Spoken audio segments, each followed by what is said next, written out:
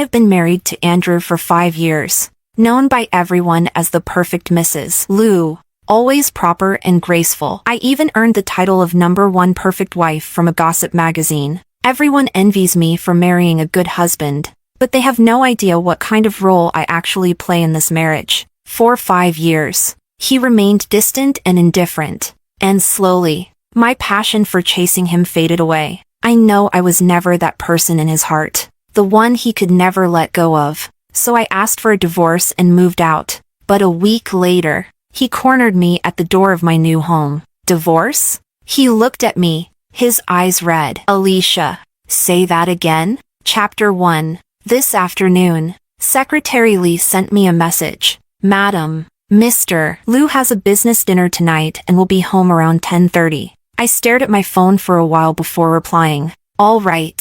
Thank you. 10:30. He would have already eaten by then. I only needed to fill the bathtub and put his fresh clothes in the bathroom. Once everything was ready, it was just past 10. I thought for a moment, left a light on in the living room, and went to bed, half asleep.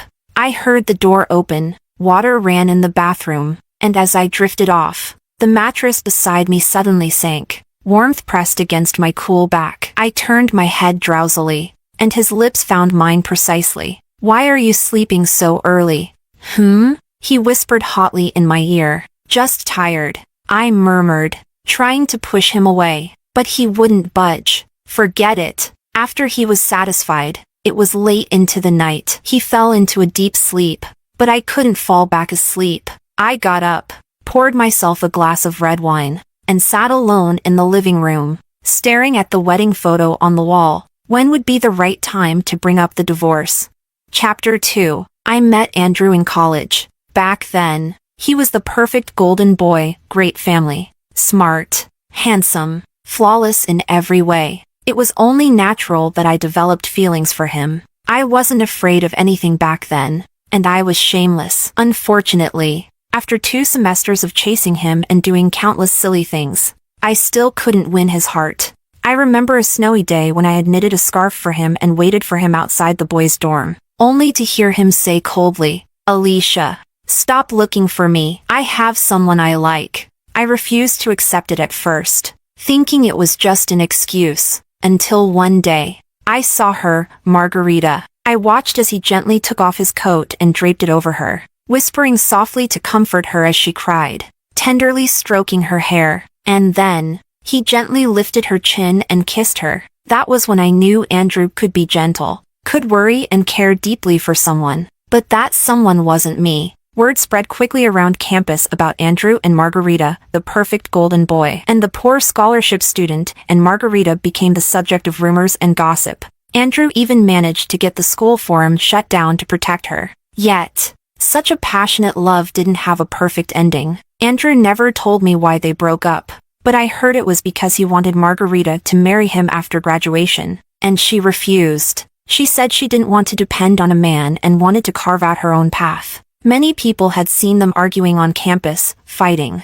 making up, fighting again, until the day Margarita decided to return to her hometown to become a village teacher. That was when they broke up. Half a year later, Liu family and Sue family had a joint project, and Andrew and I crossed paths again, working on the project. We became close once more. Looking back now, I probably took advantage of the situation. I was still as good to him as I had been years ago. I would remind him not to drink too much during business dinners, and I would make porridge and bring it to his office. 3 months later, on a snowy night, he saw me shivering in the cold outside his company building. He suddenly walked over and asked, "Alicia, do you really like me that much?" I looked at him blankly and nodded. Yes, I had always liked him. He smiled. Then, do you want to marry me? Chapter 3. When we first got married, I was filled with enthusiasm for this marriage. In fact, for most of the past 5 years, I was always enthusiastic about it, because I loved him. I even naively believed that the reason he proposed to me was because he loved me too. So even though he rarely replied to my messages, even though I had to learn about his schedule through his secretary, even though we had no intimate interactions besides the routine aspects of married life, my unwavering love for him never wavered. I knew he was busy, so I never made trouble for him, even when I was sick. I went to the hospital alone, until one day, I accidentally found a box containing documents that revealed he had been anonymously donating to a rural primary school for years. The principal of that rural primary school, to thank the anonymous donor, would handwrite a letter every year expressing her gratitude and have it delivered through an intermediary organization. Those letters were neatly arranged in the box, without a single crease, and the principal of that rural primary school was Margarita. Chapter 4. The next morning, I was in the kitchen making breakfast when Andrew suddenly walked up behind me. I was startled and turned to look at him. "Are you having breakfast at home today?" He nodded. I glanced awkwardly at the ingredients in my hand. In the past, I always prepared 2 breakfasts, regardless of whether he would eat at home. Because he was home so rarely, I cherished every chance we had to eat together. But lately, I had stopped making 2 servings. It felt like a bit of a waste. "Then, you can have this one first. I'll make mine later." I plated the omelet and handed it to him. He looked at the plate, seemingly taken aback. "Eat it while it's hot. I'll go do my makeup. I need to accompany Grandma to see Mrs. Lou this morning." I set down the glass of milk and turned to leave. "Ollie." He suddenly grabbed my arm. Hesitating, I turned back, puzzled. "What's wrong?" He pulled me into his arms so abruptly that I almost lost my balance. "Have you been tired lately?" he asked, looking at me. "Tired?" Yes, I was tired. Thinking about the divorce had worn me out. "I don't have much going on tonight. Oldly mentioned there's a new Michelin restaurant near the office, serving Cantonese cuisine that you like. Want to go together?" I was stunned and confirmed. "You have time tonight?" He nodded. "How long?" He smiled, brushing my earlobe. "A lot." "A lot?"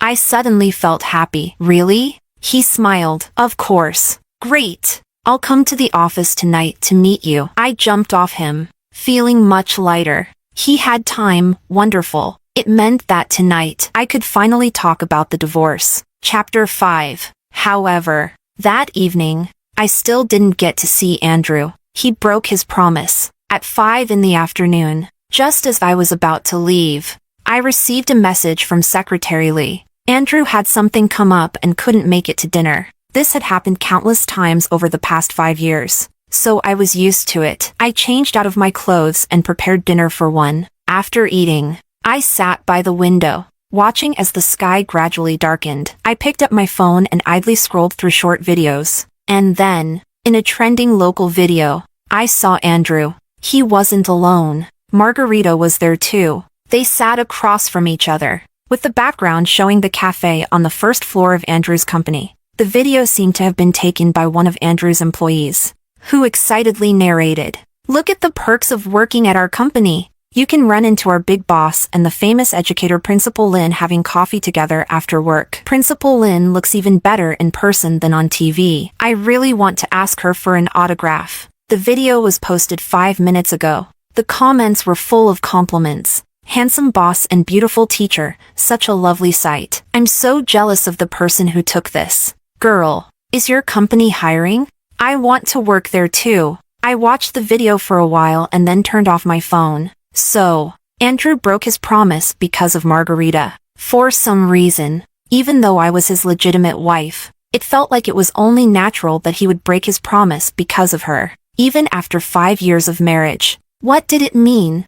In his heart, there was probably no comparison between Margarita and me. Chapter 6. At 9:30, Andrew finally came home. "What did you have for dinner?" He walked over and sat beside me, showing an unusual concern for my dinner. I didn't answer. Instead, I softly asked, "Did you break our plans tonight because Margarita came?" He paused, seemingly surprised, with a hint of annoyance. "Who told you?" I shook my head. "No one. I saw it in a video." After a moment, he sighed lightly. "I didn't tell you because I didn't want you to overthink it. Don't worry. There's nothing between us. I had anonymously donated to her school before, and somehow it got leaked." She brought a TV crew to express her thanks. She had a tight schedule, so I accommodated the interview. We met in the company cafe, and many employees were around. "Ollie," he said, touching my hair, We've been married for 5 years. We have some trust between us. Don't we? I should be free again tomorrow. We can go have that Cantonese food. Andrew, I suddenly interrupted him. I don't actually like Cantonese food. You do. I only said I liked it so we could eat together more often. He was taken aback. We've been married for 5 years. Do you know what kind of food I like? He said nothing. Of course he didn't. He never tried to find out. After hours of pent-up emotions, I held back the urge to yell at him. But I still asked a sharp question. So you remember Margarita likes black coffee and croissants, but you don't know what your own wife likes to eat? Alicia. He frowned. If you have complaints about me, we can talk it through, but don't bring Margarita into this. Of course, I had barely mentioned her, and he was already upset. Tonight, I do have something to discuss with you. I took a deep breath and turned to look at him. Andrew, let's get a divorce. Chapter 7.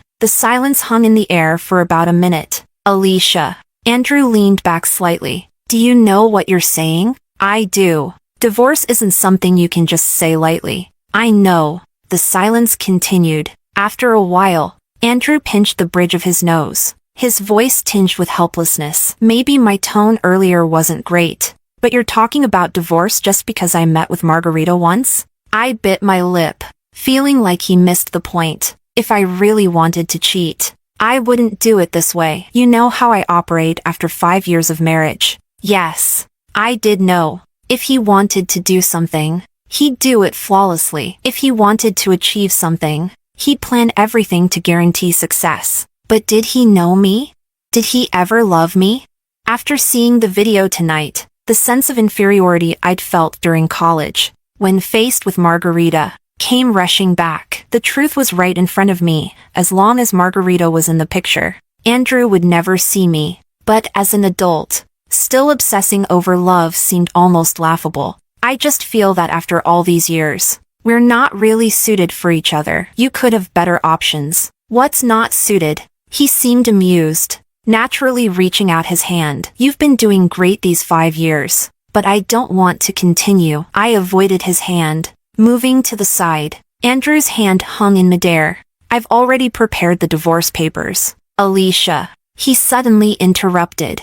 I've explained everything about Margarita, and I've promised not to have any further involvement with her. What more do you want? His voice deepened. If you're really stuck on tonight, then you're just being unreasonable. His words choked back whatever I was about to say. Oh, it seemed tonight wasn't the right time to talk. Perhaps realizing his tone wasn't good, he softened his voice after a while, touching my hair gently. Don't be like this, okay? With that, he got up to take a shower. Watching his back, I whispered, I had spicy hot pot for dinner. He paused mid-step. That was my favorite dish. Chapter 8. What? Divorce? The next day, my brother, Su Chi, widened his eyes like saucers after reading the divorce papers. Since Andrew and I got married, the Liu and Su families had worked together more closely. I figured it would be best to let my brother know if I planned to divorce. I mean, sure,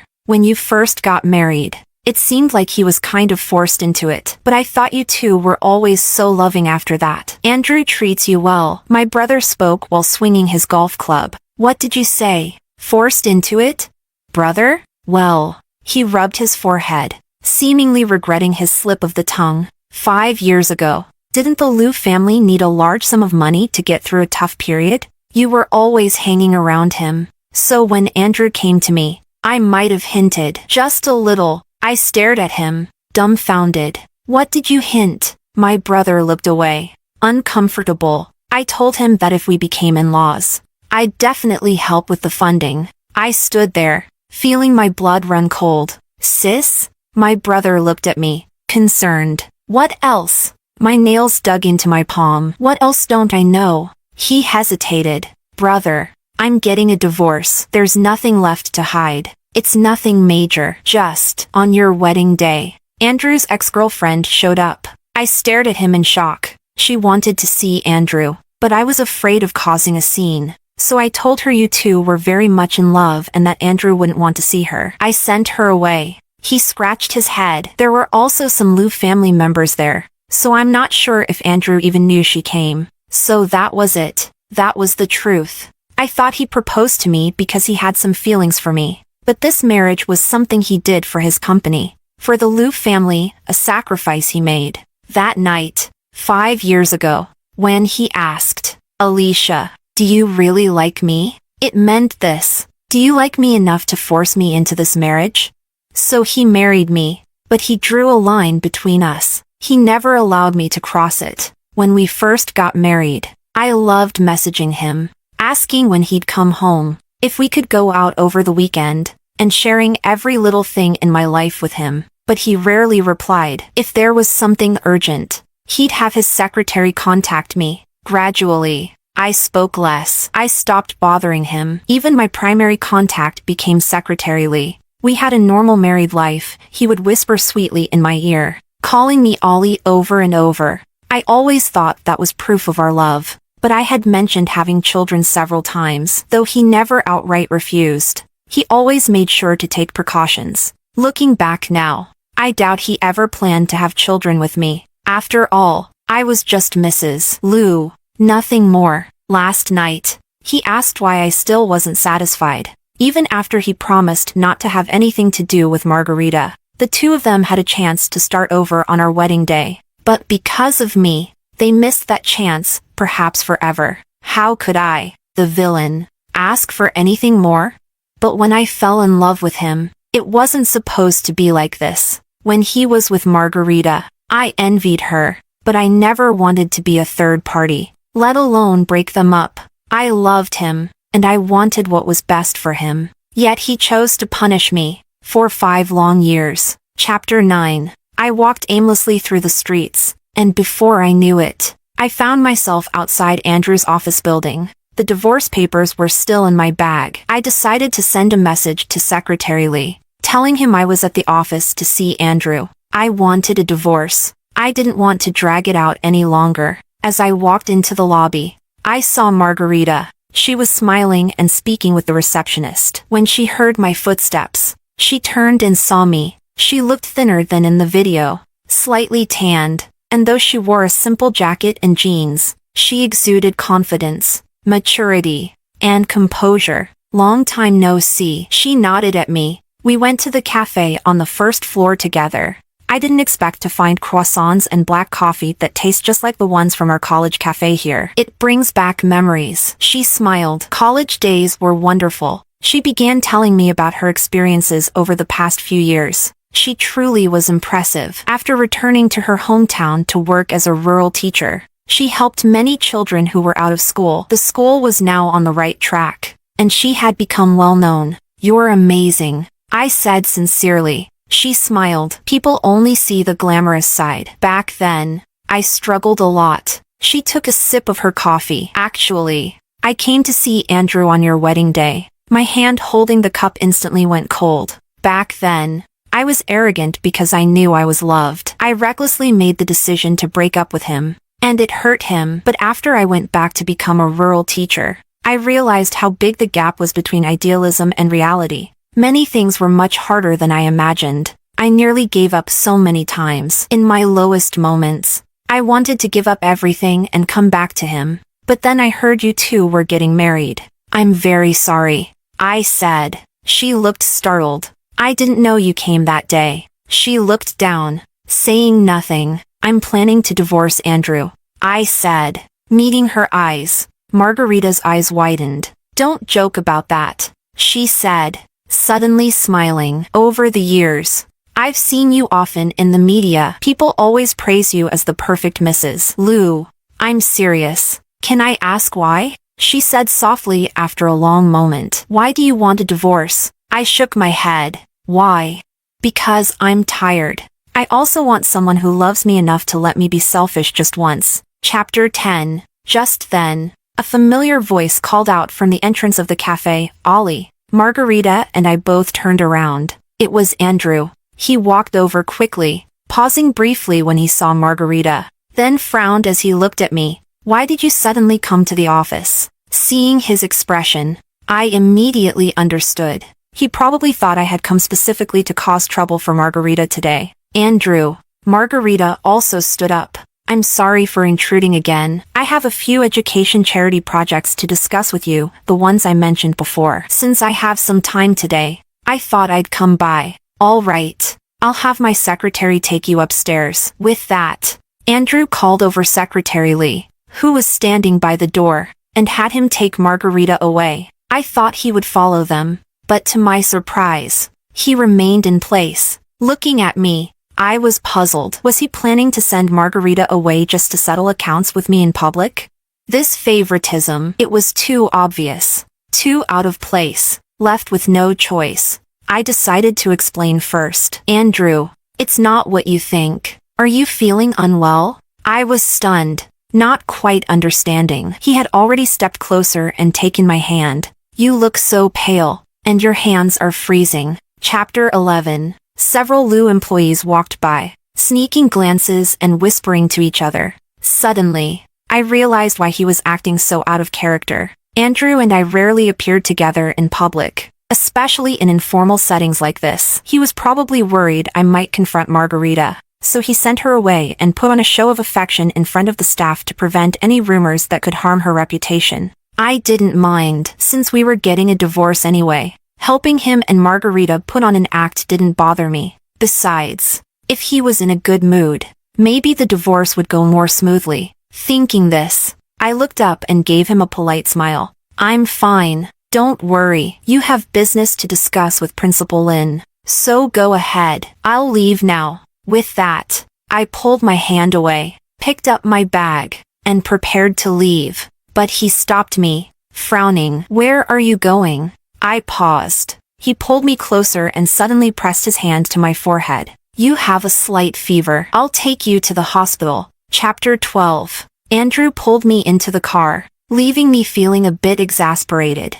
I thought he was just using this as an excuse to get me away from the office. But to my surprise, he actually drove me to the hospital. It's nothing serious. Her temperature is normal. It's just low blood sugar. How long has this been going on? The doctor asked Andrew. Andrew seemed momentarily taken aback. It's been a few years, I answered for myself. The family should pay more attention. Make sure she always has some sugar on hand, the doctor said while writing in the medical record. Low blood sugar can be serious. It can cause not only palpitations and fatigue but also, in severe cases, lead to unconsciousness. Andrew nodded. Okay, it's really nothing, doctor, I added. Feeling like this was being blown out of proportion. I always carry candy and snacks with me. After the checkup, I wanted to leave quickly, but Andrew kept pestering the doctor, asking for more information. He seemed oddly interested in low blood sugar all of a sudden.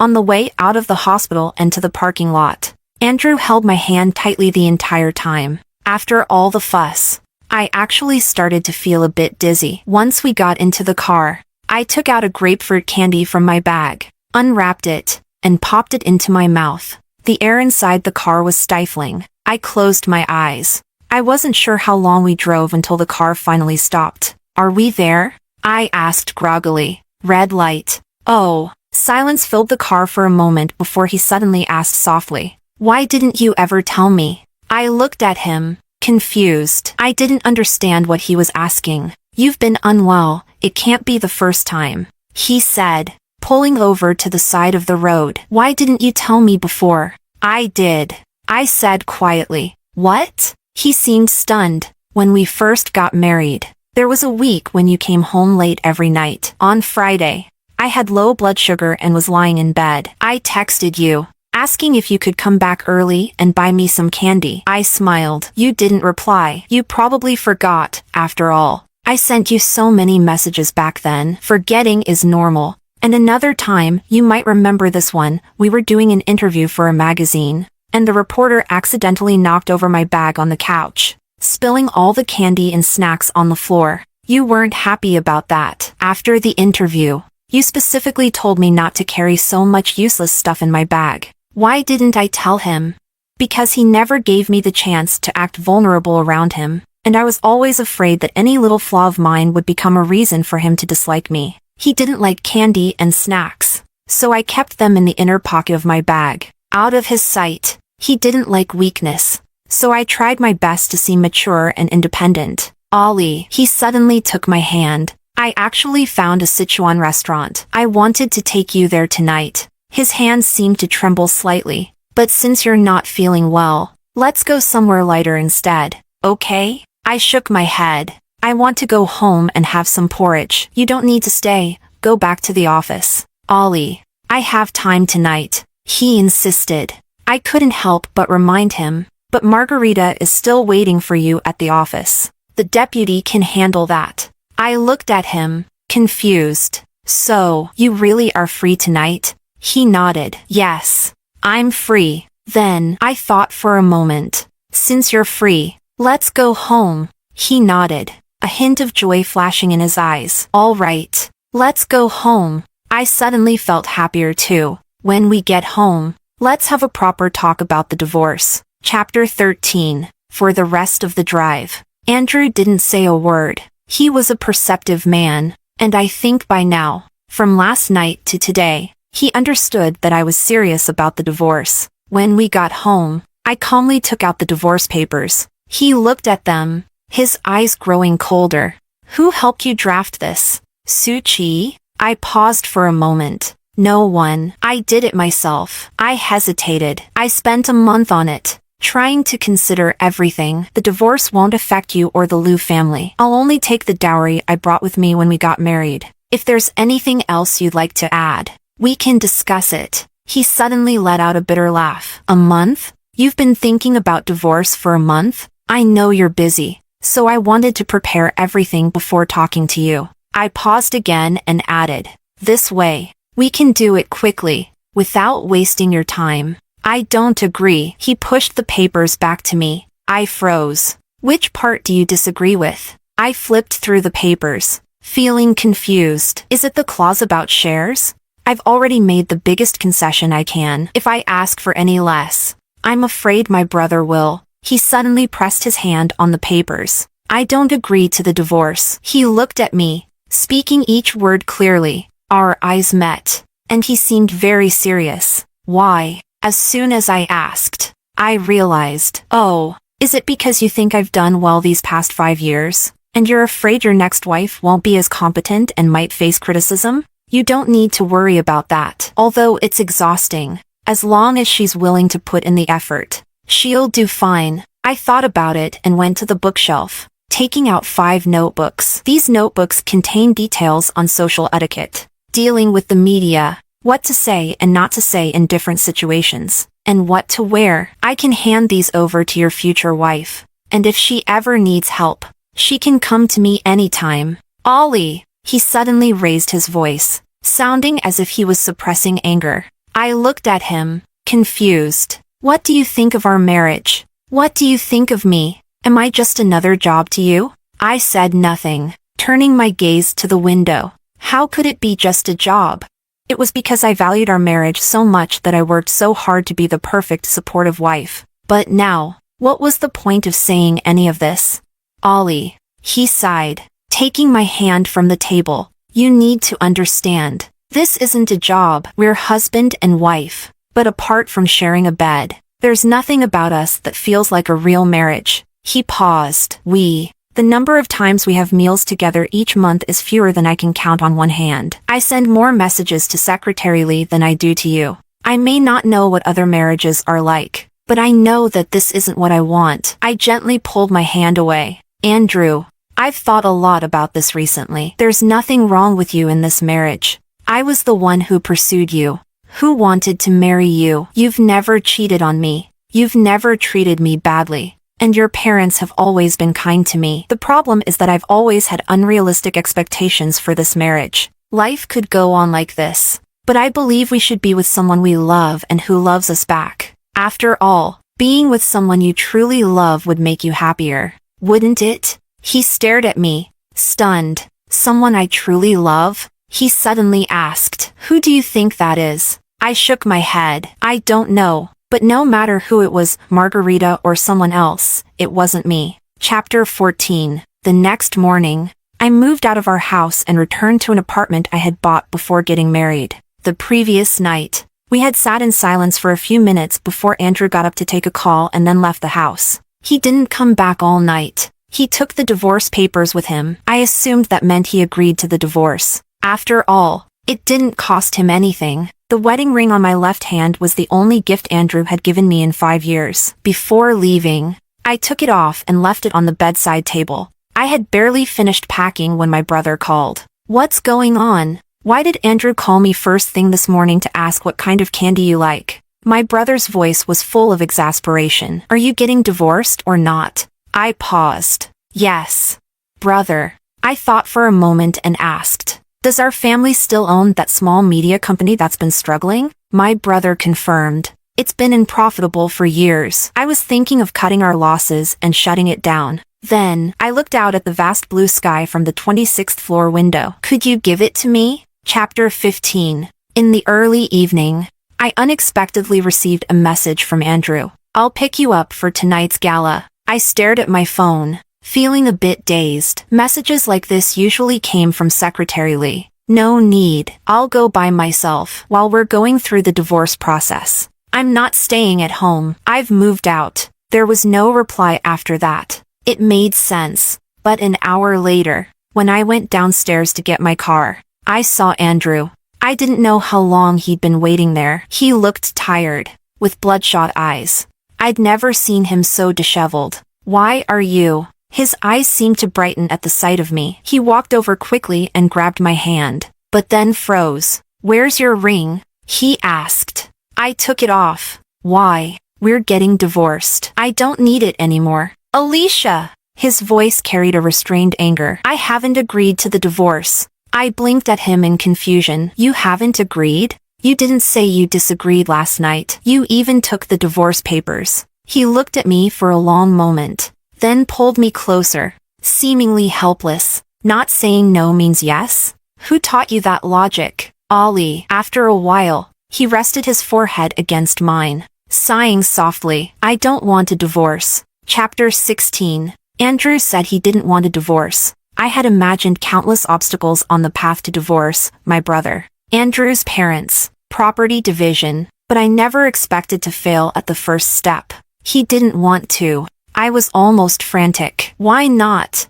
How could you not want this? Isn't this the best thing for both of us?" He frowned, about to speak, but a car horn interrupted us. His car was blocking someone's way. With no choice, I got into his car, and we headed to the gala together. But as soon as I sat in the passenger seat, I realized something was off. The usually spotless back seat was piled with bags, pink ones. He had always hated anything flashy. Even the house was decorated in a cold, minimal style, so seeing these bags felt out of place, even to me. "I bought the candy you like," he said softly as he drove. "There's also some in the glove compartment. From now on, if you feel unwell or just want something sweet, you don't have to hide it from me." He added, "I've put it around the house too." Andrew, I also found 2 good Sichuan and Hunan chefs. Whatever you feel like eating, whether it's spicy or sweet, I'll eat it with you. I'll even learn how to cook it.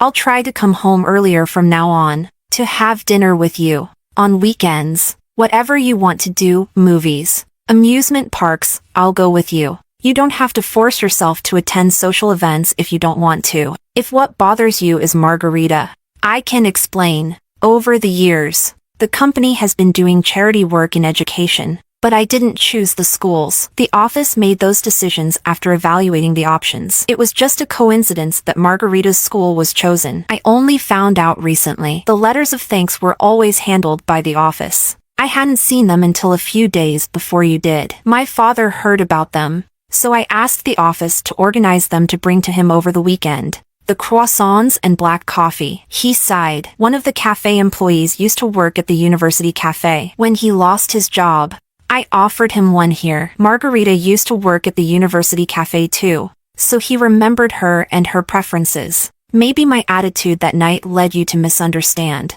but I really think of her as just someone from the past, someone who has nothing to do with us, someone who doesn't matter. Andrew, Ollie, he interrupted, pulling the car over. "Don't rush to reject me. Hear me out. I thought about it all night last night. I haven't done well in this marriage, but I can change. People who realize their mistakes and correct them deserve another chance, don't they? Chapter 17. I was still in a daze by the time I arrived at the venue. After politely greeting the other ladies, I wanted to catch my breath and headed to the balcony. To my surprise, I ran into a familiar face there. Duncan, my childhood friend. I walked over. Well, isn't it the famous Mrs. Liu? He raised an eyebrow and smiled when he saw me. Long time no see. His mouth was as irritating as ever. How are you? I asked, knowing he was the illegitimate child of the Tang family and had gotten into trouble last year for fighting, making things difficult for him in the Tang household. Doing all right. He pulled out a cigarette and offered me one. Want one?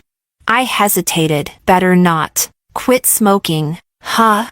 If someone catches me, I'll have to deal with a PR nightmare. TCH. Boring. He pointed to the thick woods beyond the balcony. If there's someone hiding there taking photos, I'll swallow the entire forest. Do you believe me? I couldn't help but laugh, feeling a bit of the stress lift. Fine. Give me one. That's more like it. Seeing you earlier, I almost thought you were depressed. I smiled. Still no job lately? He shrugged nonchalantly. Duncan, have you considered working at my little company? I knew he had a real talent for design.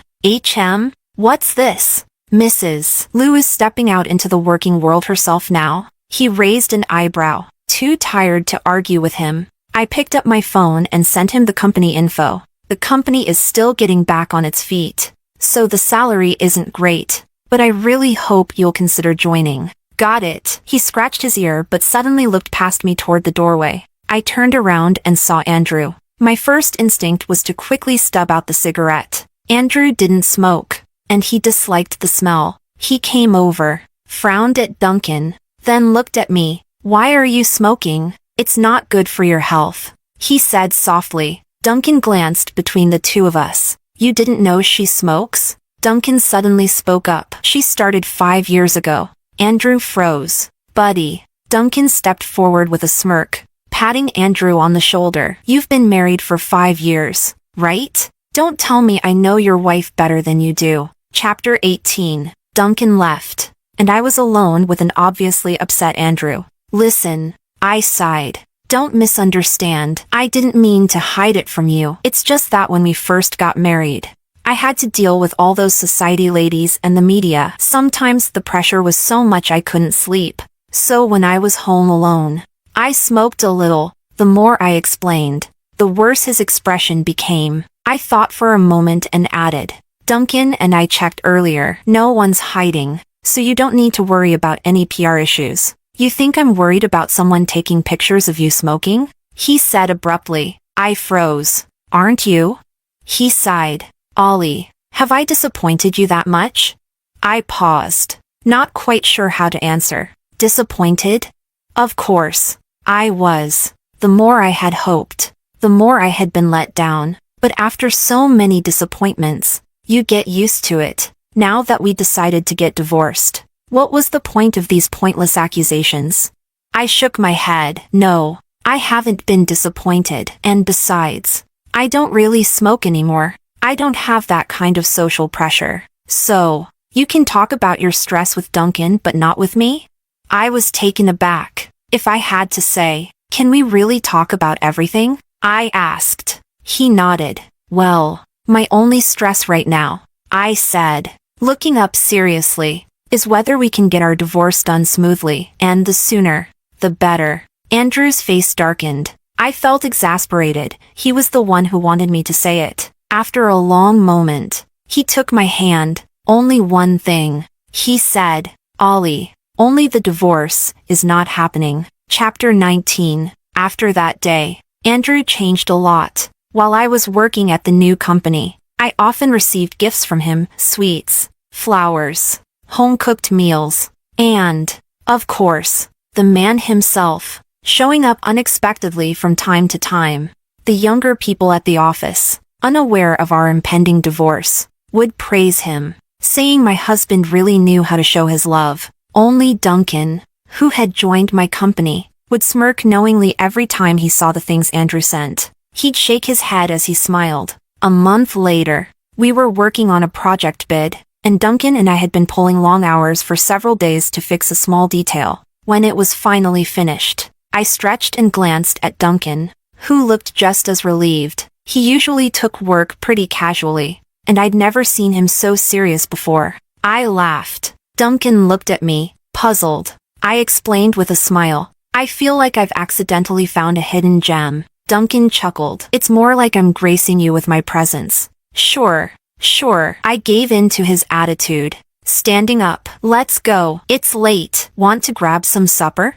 Sounds good. But isn't someone supposed to pick you up today? He paused, looking toward the door. See, I knew it. I turned to look. Andrew was standing at the entrance. Duncan lazily packed his things, waved at me, and said, I'm off. Don't forget you owe me supper. I nodded. I know. After Duncan left, it was just Andrew and me in the office. He walked over silently, holding a thermos. Have you eaten? He asked softly. I have, I replied. A brief silence. Andrew, I think. Before I could finish, he suddenly pulled me into his arms. He hugged me tightly. Andrew? I stiffened instinctively. What's wrong? He didn't answer, only taking a deep breath. The clock on the wall ticked in the background. I'm jealous, he finally said softly. Ollie, I'm jealous. Chapter 20. I never imagined that one day Andrew would hold me and tell me he was jealous. Earlier, you asked me why I wouldn't agree to the divorce. Do you know why? It's because I can't bear the thought of you being with someone else. Just now, standing at the door, seeing you smile so beautifully, so happily at him, I couldn't stop the jealousy from welling up inside me. I know there's nothing between you and Duncan, but I'm still going crazy with envy. I remained quietly in his embrace. Andrew, you also asked me why I wanted a divorce, right? He stiffened. I've been Mrs. Lou for 5 years, with my whole world revolving around my husband, but when I look back, I realize I lost myself in the process. Andrew, I don't want to be Mrs. Lou anymore. I want to be Alicia again. I want to live for myself. I gently pushed him away. It's been 5 years. Can we part on good terms? He shook his head, his eyes reddening. I hesitated, then moved to leave. Unexpectedly, he grabbed my hand. Just once, can you give me one more chance? His hand was so warm. All right, I said softly. If by the end of the year you step down as CEO of Lou Corporation, we won't divorce. He froze. What? That's my only condition. He hesitated. Ollie, that's too harsh. I shook my head and tried to pull my hand away, but he wouldn't let go. That's the only condition. Nothing else will do. After a long pause, he finally released my hand. I understand, he said. Chapter 21. Step down? My brother was shocked for a moment, then burst into laughter, shaking his head. No way. If Andrew steps down, I'll give you my head to use as a football. I know. The situation with the Lou family was complicated. The old master of the Lou family had 2 sons, Andrew's uncle and Andrew's father. Unlike the rest of the Lou family, Andrew's father wasn't interested in business. He was an astrophysicist. Originally, the old master intended to pass the company to his elder son's family, but Andrew's 2 cousins were incompetent and caused some trouble 6 years ago. As a result, Andrew took over the company, but his cousins never accepted this, and over the years, they caused plenty of chaos in the company, always eyeing the CEO position. Andrew didn't grow up in the family estate and wasn't as close to the old master as his cousins were. Now that the old master was getting older, his judgment wasn't always clear. Andrew's parents, both scientists, couldn't offer him much help in securing his position in the Lou family. I knew better than anyone how hard Andrew had worked over the past 5 years to stabilize his position. So, he would never step down. And I was right. After I made that request, Andrew didn't contact me again. 3 months passed in the blink of an eye. I threw myself into my work, and the company finally started showing signs of improvement. Duncan and the other employees were encouraged, and I could see how much Duncan had changed over this period as well. On December 31st, The company held a small year-end party. We had dinner and sang together. My brother also attended. Everyone was in high spirits. My brother especially, singing and dancing like crazy, completely abandoning his usual image. At around 11 p.m., as we left the karaoke bar, it began to snow. Some of the rowdier ones immediately started a snowball fight. Across the street, a large screen on the mall was broadcasting a TV show. My brother was rambling behind me, and as a snowflake landed on my eyelash, I rubbed my eyes. When I looked again, I saw Andrew on the screen. He was as handsome as ever, being interviewed by reporters. Mr. Liu, can you tell us the reason behind your sudden resignation as CEO of Liu Corporation? Andrew smiled calmly. No special reason. I just want to take a break, to spend time with my wife. Chapter 22. I stood there, staring at the screen. Turning around, I saw my brother's shocked face. When our eyes met, he raised his right hand and quietly rubbed his neck. Just then, my phone rang. Hello? Where are you? The voice on the other end was as gentle as ever. City Center, by the clock tower. I'll be there in half an hour. Andrew, Ollie, you need to keep your promise. His voice was firm, more than ever before. Wait for me. Chapter 23. At 11:45 p.m., I saw Andrew at the clock tower. He walked through the snow, snowflakes landing on his shoulders and hair, making him look almost dreamlike. Was this really necessary? We stood facing each other. I kept my head down and spoke softly. You resigned. What if you can't go back?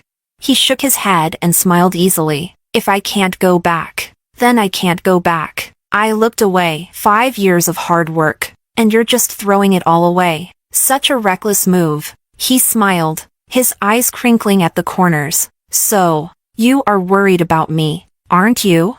He took a step closer. So, I still have a chance, right?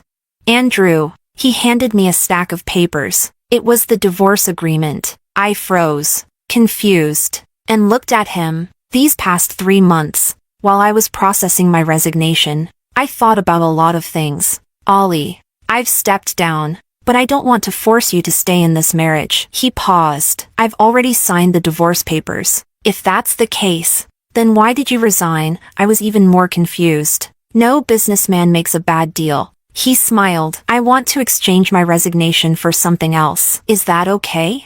Something else? I stared at him blankly. He reached out and brushed the snow from my hair. I want to exchange it for a chance to start over. He lowered his head, and I looked up. Our eyes met, and I saw a warmth in his gaze I had never seen before. A chance for me to win you back. Chapter 24. At 12:59, I signed my name on the divorce agreement. From now on, I would no longer be the perfect Mrs. Liu that everyone spoke of. I was just Alicia, myself. The clock tower struck midnight, and Andrew and I both looked up at the falling snow. The new year has begun. I murmured, yeah, and his eyes sparkled as he extended his hand to me. Happy New Year, Alicia. I'm Andrew. I looked at him and smiled. Happy New Year, Andrew. I reached out my hand as well. I'm Alicia. Chapter 25. Epilogue. Secretary Lee always felt that in the 2 years since Mr. Liu's divorce,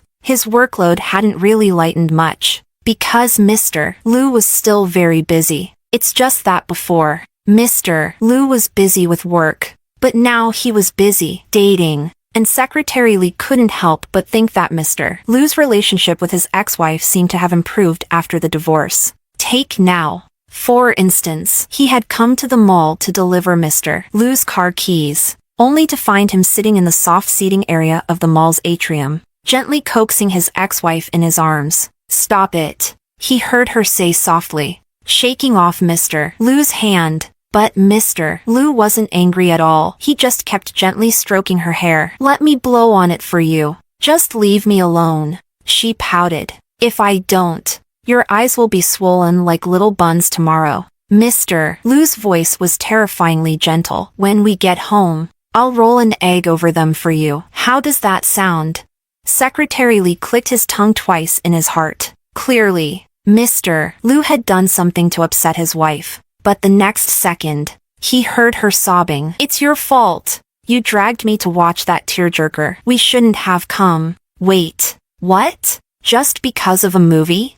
Secretary Lee suddenly felt like retreating into his shell. But what he didn't expect was that Mr. Liu nodded in agreement, his tone scarily indulgent. Yes, it's all my fault. So, should I be punished by holding an ice pack on your eyes all night? In your dreams, she huffed. Then how about I peel a piece of candy for you?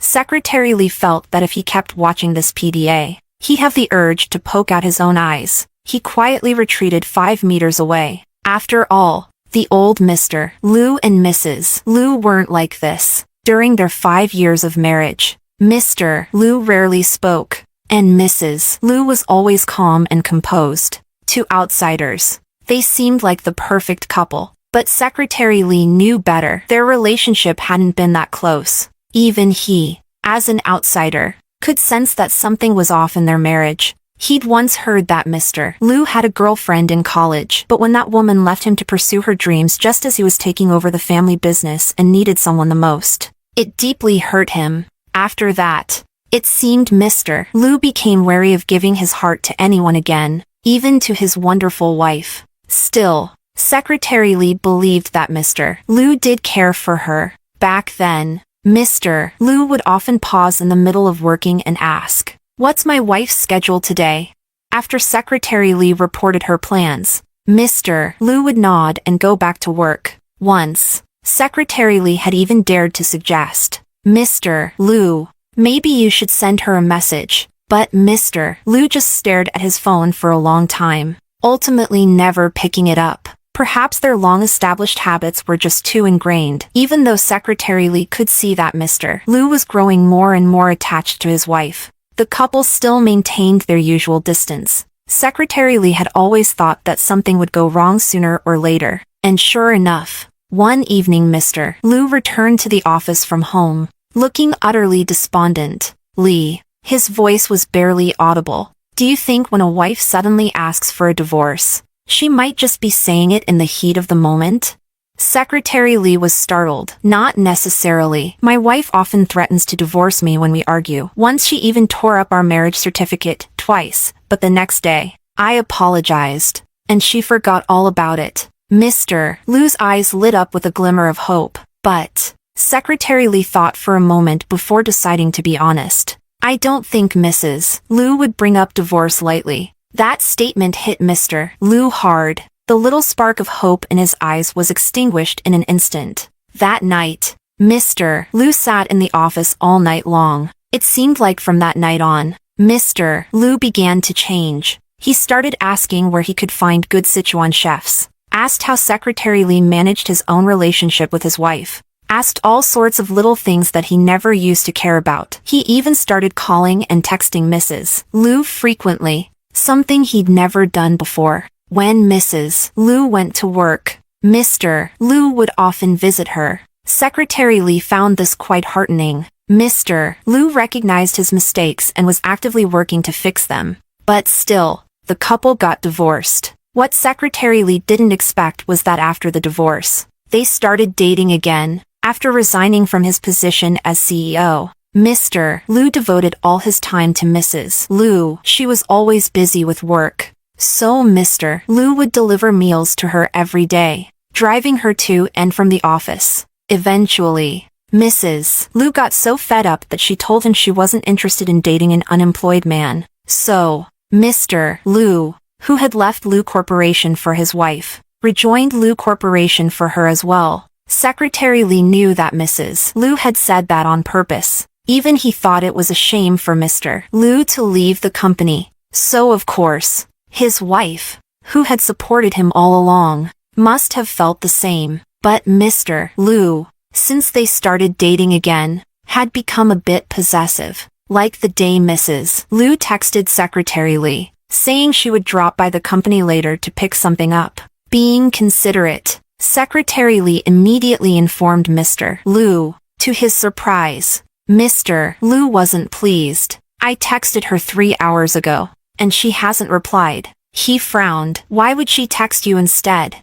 Secretary Lee could only chuckle awkwardly. He wanted to retort. She used to text me more often than you back then. But he didn't dare say it. As a dutiful employee, he swallowed his frustration and politely reminded Mrs. Liu to reply to Mr. Liu's message. Secretary Li had thought they'd remarry quickly, but 2 years passed, and neither seemed in a hurry, until, on New Year's Eve of the 3rd year, while leaving after some overtime work, Secretary Li noticed the lights were still on in the CEO's office. Mr. Liu rarely worked late anymore, so he assumed someone had forgotten to turn off the lights. He went over to check, but as he cracked open the door, he saw Mr. Liu standing with his back to the door, nervously practicing something with a script in his hand. On the desk beside him was a ring box. Secretary Li gently closed the door and, glancing out the floor-to-ceiling window, saw a petite figure just stepping out of a car in the snow below. He smiled,